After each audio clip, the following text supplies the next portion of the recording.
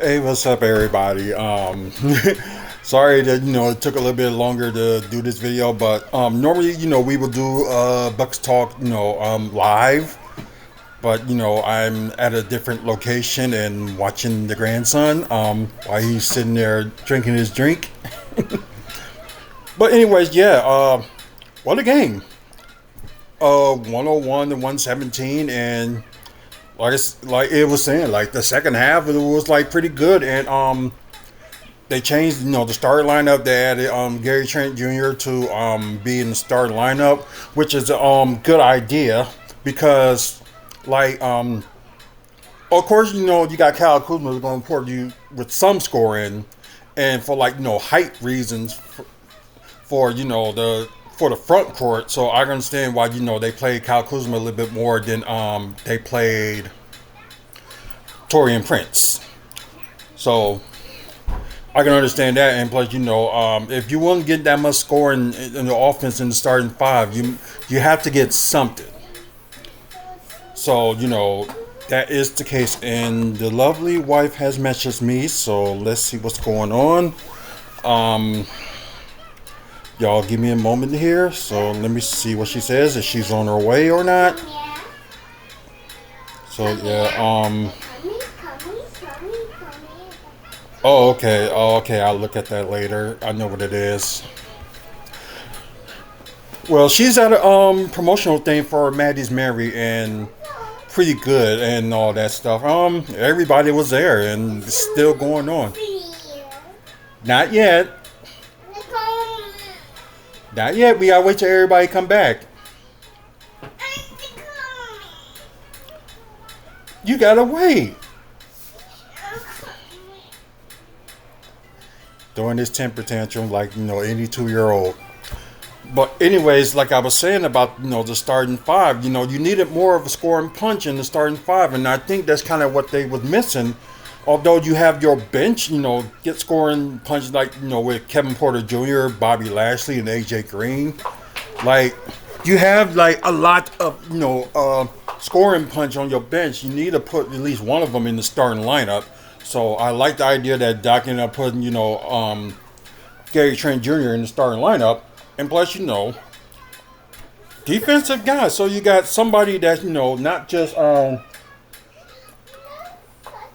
somebody that can comment to game when it comes to like defense.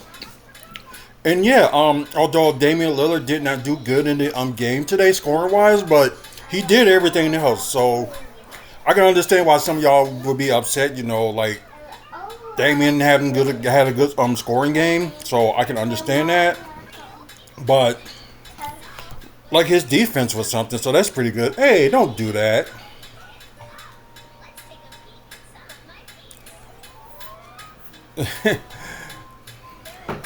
But anyways, like I said, good game and good comeback, and hopefully they can do this again on Sunday to at least tie the series.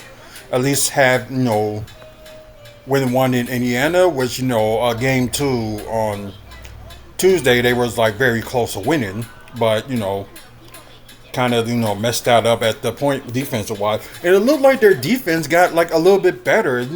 Trying to like stop them with the 3-point shooting. Like they was still hitting in front of them, but at least you like make the attempt to like stop them from shooting threes. So I did like that the defense were like much better, and glad of that. But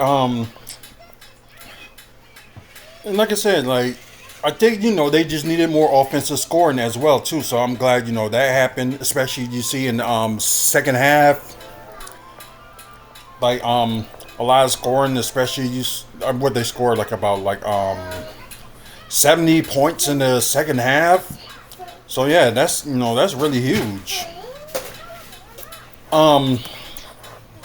I'm glad that Doc played Jericho Sims a little bit more with his 8 rebounds. So like I said, you got a center that can run up and down the court, and you see that they didn't play Brook not that many minutes, and he didn't even really score at all. So yeah, so you can see why you got Brook that he didn't score that much, and Oh, the yeah.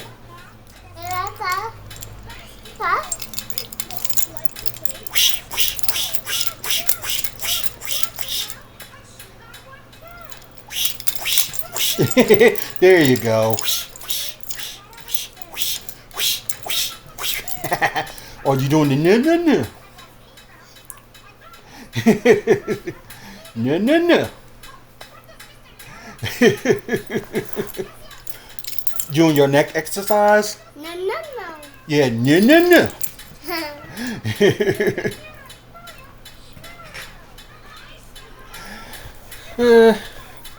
I love my grandson. But anyways, so there's lots to talk about this game. I didn't know the situation with I thought everybody did like a poll or whatever for Tyrese Halliburton, that they voted him the most overrated NBA player in the game, which I wouldn't go that far and say like he's overrated. I think he's too much, a little bit too much confidence. Let's just put it that way. Are you waving? Yes, We. We.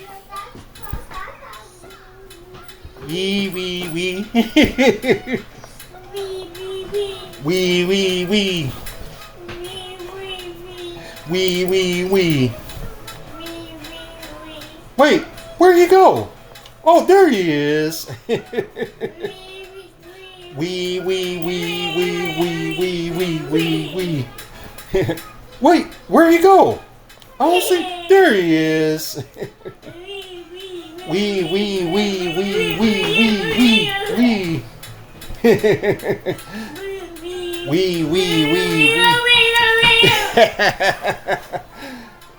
Wait, where'd he go? I don't see him. Where'd he go? There he is. We. We.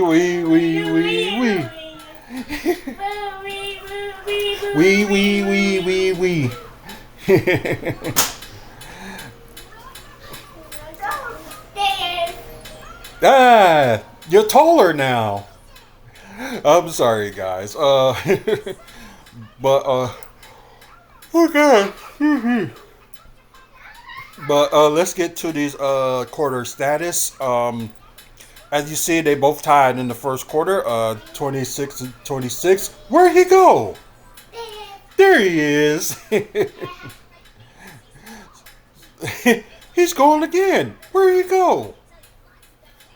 There he is. But yeah, he's going again. Where'd he go? There he is. As you see there, tied with and he's going again. Where'd he go? As you see, they tied 26. There he is.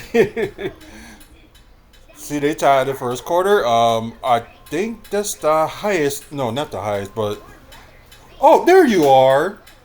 You try to hide for a moment. 26-26. Then you got second quarter. Yeah. Got the Pacers. They 31-21. That's the lowest that the Bucks have scored. Oh, you playing with my keys now? Yeah, that's the highest that the Pacers have scored, and that's the lowest that the Bucks have scored in the quarter. Then you got the third quarter, where it seems like the Bucks really turned it up. With Pacers 18 points, the lowest that they scored in the quarter, compared to the highest that the Bucks has scored in the third quarter, 39. And fourth quarter, you see they was cutting it kind of close, and 26 to Milwaukee's 31. It's just like I want to point this out that although it looks like that Indiana Pacers are like a good 3-point shooter, but they actually ain't.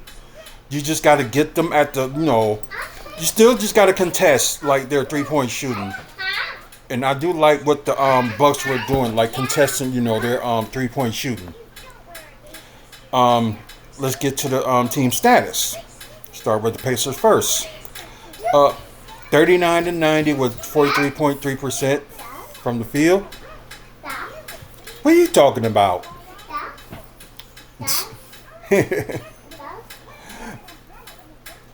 They got 13 of 41 with 32% from three. You silly.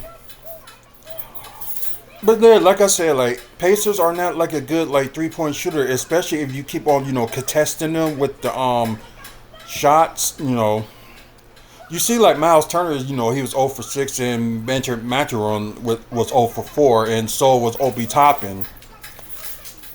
So it's like defensively, you just got to work. They did very good in free throw shooting with 10 or 13 with 77%. Still, Bucks look like they got them a little bit better with the offensive rebounding. So the Pacers only had 7 with a total of 40 rebounds. Of course, the Pacers know how to make ball movement. They got like 32 assists, 8 steals, 4 blocks. So this is something unlike the Pacers with turnovers. They have 14. So let's go to the team status with the Bucks. Seemed like they did a little bit better overall. With 47.2% with 42 to 89 from the field. 15 to 41 with I just said that's 37% from three, which is a little bit better than Indiana. Seems like they do good when it comes to like them being home. Not bad free throw shooting. And I think Giannis only missed like maybe 1 or 2. He only missed 1 free throw. Okay. Makes sense. 18 to 22, might as well say that's 82% from the free throw. So seems like Giannis was in his momentum with the free throw shooting, so which is good. 10 offensive rebounds, which is like good to see, especially with Jericho Sims, like I said, with 4 offensive rebounds. And I think with Giannis, he had 3 offensive rebounds. So and you see that Bobby that had 2. Do it on the paper. Don't do it on there. Do it on the paper. Well, you can wait. Watch Elmo. Anyways, total 4. He gonna have his tantrum, but that's like a normal 2-year-old. But anyways, 48 total rebounds, and I'm glad they did good with the offensive rebounds. Decent assists. They could be a little bit better, but I do want Dame and Giannis to be a little bit better, like passing wise, especially you had the opportunity to have people score. It's like you trying to set your team up, at least try to score, and you're not really doing that with trying to play hero ball. And you see like Dame tried to play hero ball, and it kind of cost them. Especially trying to get the foul, which is one thing, but refs ain't going for that anymore. So it's like one of the things you gotta stop trying. Oh, you want to play your game? Okay. It's still on. Unless you want to play something different. Okay, let's look for something different.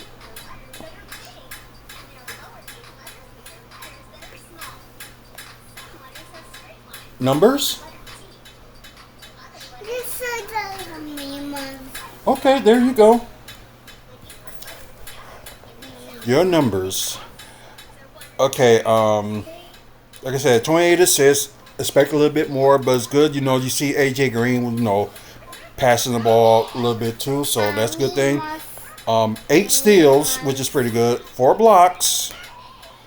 And yeah, like I said, I know Giannis and Bobby probably got like maybe the most turnovers. I think Giannis does. Yep, with 5. So some of the careless passing, I admit that he does, and just insane. Excuse me. Anyways, let's get to the player stats. We start with the Pacers first. You have Pascal Siakam with the team high of scoring with 28. 2 steals, 2 assists, but 5 rebounds. So, yeah, this seems like Pacers is not a good rebounding team. 1 of 3 from the free throw, 3 of 4 from 3, and 12 of 19 from the field. So it's like one thing, like you may not be able to stop Pascal Siakam, but at least you can try to stop, the rest of the team. You know what I mean? Aaron Nesmith, Probably was a tough person to guard. Had 18 points, 1 block, 2 steals, 3 assists, 7 rebounds with 1 offensive rebound, 4 of 8 from three, and 7 of 13 from the field. So he had a good game. Not talking about now Andrew or Miles. So yeah, they didn't really have a good game. But Tyrese Halliburton, the lowest plus minus with -23 with 14 points, 1 block, 10 assists, so double for him. And I think he's the only player on the Pacers that has a double. 7 rebounds as well, so near triple double with 1 offensive rebounds, 4 of 9 from three, but 5 of 11 from the field. Only 2 players that's worth talking about. Obi Toppin with 10 points, 1 block, 1 steal, 1 assist, 2 rebounds, 2 of 3 from the free throw, 0 of 4 from three, and 4 of 9 from the field.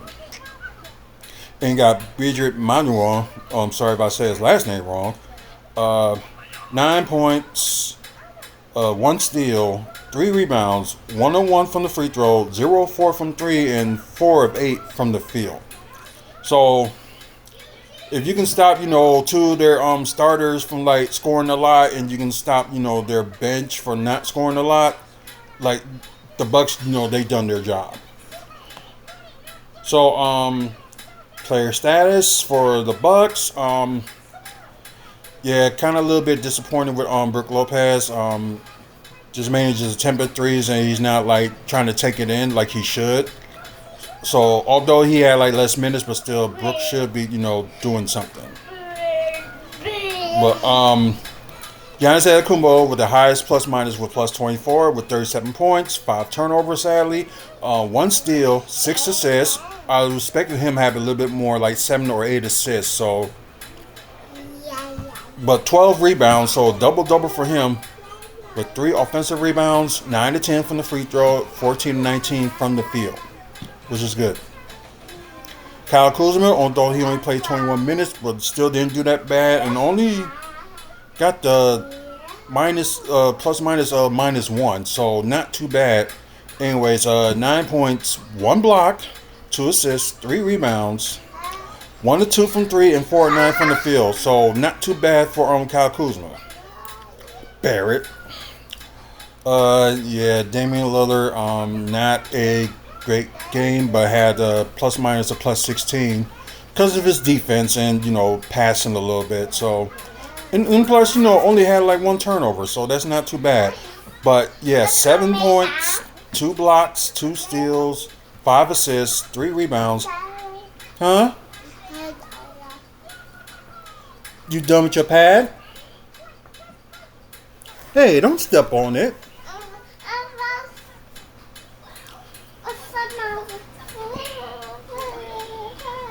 What, you want your shoe off? You want it off? Or not yet?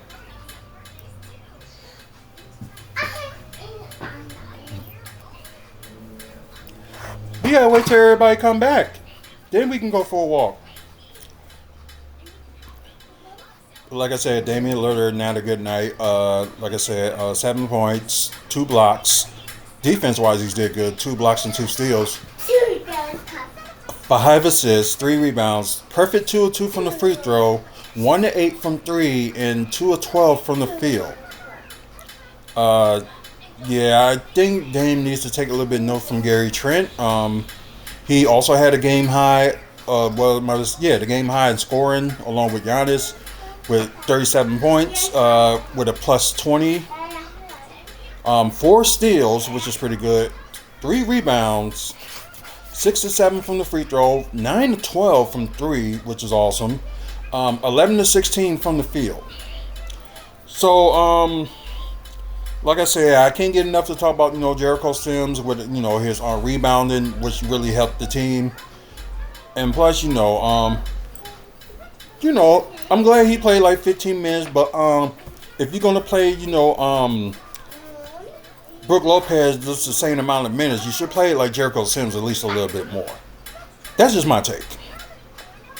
Kevin Porter Jr. didn't have a good game, but not bad in passing the ball, so can't complain about that. But Bobby Portis, yeah, kind of had the bad scoring game, but at least had a decent with the team. But with plus 15 was plus minus 10 points, one block, one steal, three assists, a near double double with 8 rebounds, two offensive rebounds, but 0-4 from three and 5 of 13 from the field.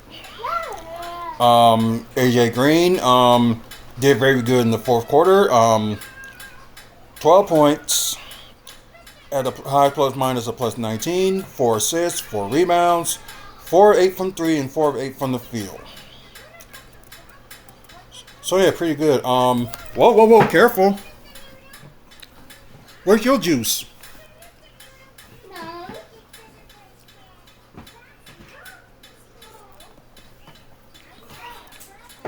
You gotta find your juice.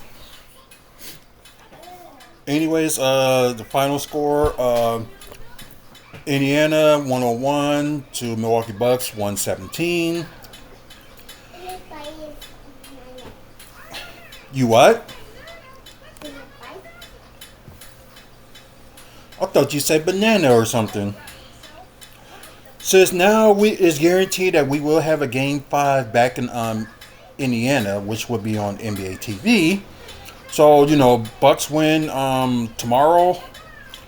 That would be a guarantee that you will have a Game 6 back in Milwaukee, which is pretty good. So, strange things happen. Maybe, the Bucks go on the fourth straight and, go from there. You never know. But I think, Bucks really didn't have that much of a bench last year. So you had, some of their bench players in the starting lineup last year. And I don't know, it's first, playoff series for Kevin Porter Jr. So he'll get used to it. So he had good numbers, the other games. But, hopefully Sunday, he gets a little bit better at it. So it's like a wait and see. So, next game is actually going so actually going to be 8 o'clock on Central on Sunday. So, interesting. So, for the game that being so late, just like wondering why it's late. Wee. Wee.